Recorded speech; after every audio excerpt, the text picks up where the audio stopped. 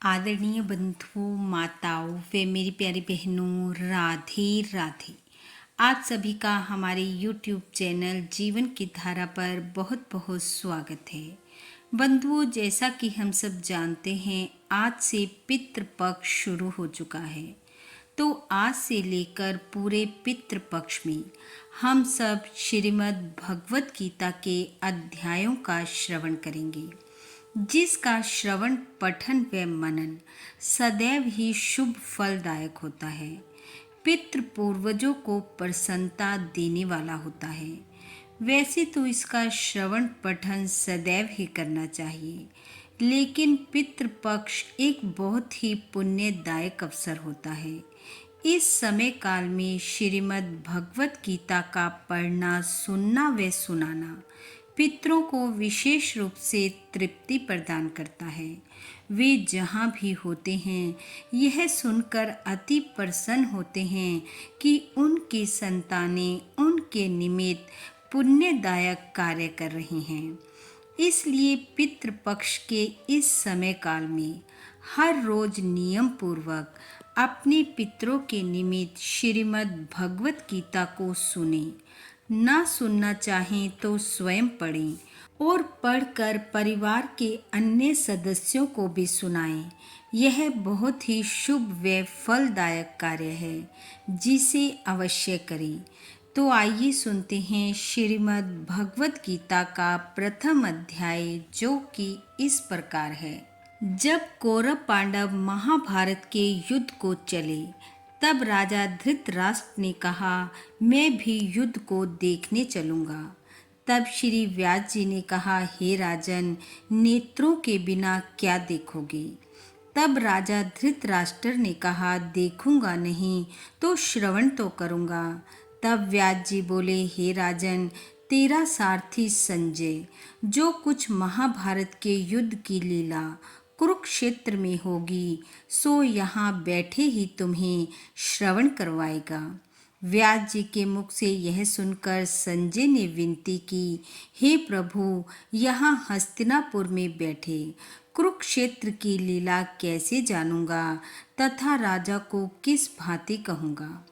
तब व्यास जी ने संजय को यह वचन कहा, हे संजय, मेरी कृपा से तुझे यहाँ ही सब दिखाई देगा। व्यास जी के इतना कहते ही संजय की दिव्य दृष्टि हो गई और बुद्धि भी दिव्य हो गई। अब आगे महाभारत का कौतुक कहते हैं, सो सुनो। 7 अक्षौहिणी सेना पांडवों की और 11 अक्षौहिणी सेना कौरवों की। यह दोनों सेनाएं कुरुक्षेत्र में जब एकत्र हुई, तब धृतराष्ट्र ने पूछा, हे संजय, धर्म के क्षेत्र कुरुक्षेत्र में युद्ध की इच्छा से एकत्र हुए मेरे और पांडु के पुत्रों ने क्या किया? संजय ने कहा, पांडवों की सेना को देखकर दुर्योधन आचार्य द्रोण के समीप जाकर कहने लगे, हे आचार्य, देखिए, आपके शिष्य बुद्धिमान द्रुपद पुत्र ने पांडवों की बड़ी सेना की कैसी व्यूह रचना की है। इस सेना में अर्जुन, भीम जैसे बड़े बड़े धनुर्धारी वीर विराट, महारथी द्रुपद, धृष्टकेतु, चेकितान, बलवान काशीराज, पुरुजित, कुंती भोज, नरों में श्रेष्ठ शैव्य, पराक्रमी युधामन्यु, बलवान उत्तमौजा, अभिमन्यु और द्रौपदी के पुत्र सब के सब महारथी हैं। हे ब्राह्मण श्रेष्ठ, अब मैं अपनी सेना के प्रधान सेनापतियों के नाम बताता हूँ। सर्वप्रथम आप, पितामह भीष्म, युद्ध विजयी कृपाचार्य, अश्वत्थामा, विकर्ण, सोमदत्त का पुत्र भूरिश्रवा और बहुत से शूरवीर मेरे लिए प्राण तक देने के लिए तैयार हैं। ये लोग शस्त्र चलाने में अति निपुण हैं। हमारी सेना में जिसके रक्षक भीष्म हैं, अपरिमित बल है, और उनकी सेना जिसके रक्षक भीम हैं, थोड़ा बल है। अब आप दुर्योधन से प्रीति करने वाले जो युद्ध के लिए यहाँ एकत्रित हुए हैं, उनको देखूंगा। संजय ने कहा, हे राजन, अर्जुन की बात सुनकर भगवान श्री कृष्ण ने भीष्म, द्रोण आदि वीरों के सामने उत्तम रथ को खड़ा करके कहा कि हे वीर, युद्ध के लिए तैयार इन कौरवों को देख लो।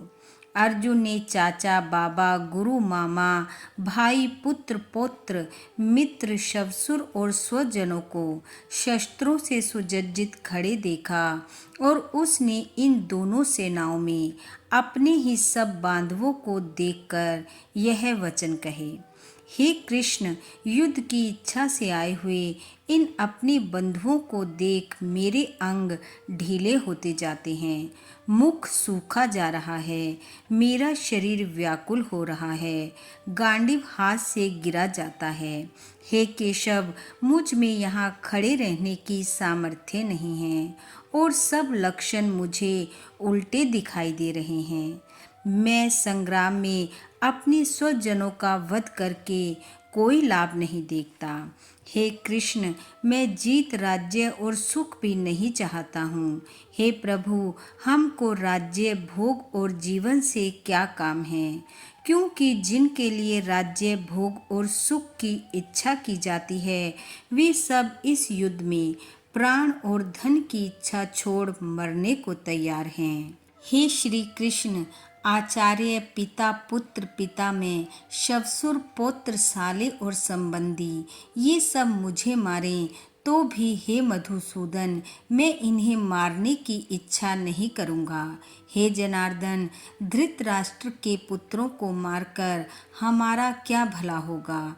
इसलिए हमें अपने भाई धृतराष्ट्र के पुत्रों को मारना अनुचित है। हे माधव, स्वजनों को मारकर क्या हम सुखी हो सकते हैं? ये सब लोभ के वशीभूत है। कुल नाश के दोष को जानते हुए भी हमको इस पातक से क्यों नहीं दूर रहना चाहिए? कुल का नाश होने से कुल प्राचीन धर्म नष्ट हो जाते हैं, फिर धर्म नाश होने से कुल में पाप बढ़ता है। हे कृष्ण, पाप से कुल की स्त्रियां व्यभिचारिणी होती हैं, जिससे वर्ण शंकर संतान उत्पन्न होती है। वह वर्ण शंकर जिन पुरुषों ने कुल को नष्ट किया है, उनको तथा उस कुल को नरक में पहुंचाते हैं, क्योंकि श्राद्ध, तर्पण आदि बंद हो जाते हैं। वर्ण शंकर बनाने वाले दोषों से जाति धर्म और कुल धर्म निरंतर नष्ट होते हैं। हे जनार्दन, मैंने बराबर सुना है कि कुल धर्म नष्ट होने से निश्चय नरकवास करना होता है। हम बड़ा पातक करने को तैयार हैं, जो राज्य सुख के लोभ से स्वजनों को मारने की कोशिश कर रहे हैं। शस्त्रों को धारण किए हुए धृतराष्ट्र के पुत्र यदि मुझ शस्त्र रहित और उपायहीन का रणभूमि में वध कर डालें, तो इससे मेरा कल्याण ही होगा। संजय ने कहा, हे राजन, यह कहकर दुखी होकर अर्जुन ने धनुष बाण फेंक दिया और रथ के पिछले भाग में जा बैठा। इति श्रीमद् भगवद गीता सुपनिषद सुब्रह्म विद्या योग शास्त्रे श्री कृष्ण अर्जुन संवादे विषाद योगी नाम प्रथम अध्याय समाप्त। बोलो भगवान श्री कृष्ण की जय। बंधुओं, भगवान श्री कृष्ण वे आपके पितृ पूर्वजों की कृपा आप वे आपके परिवार पर सदैव बनी रहे। आपका घर आंगन खुशियों से महकता रहे। इन्हीं शुभकामनाओं के साथ आप सबका बहुत बहुत धन्यवाद। राधे राधे।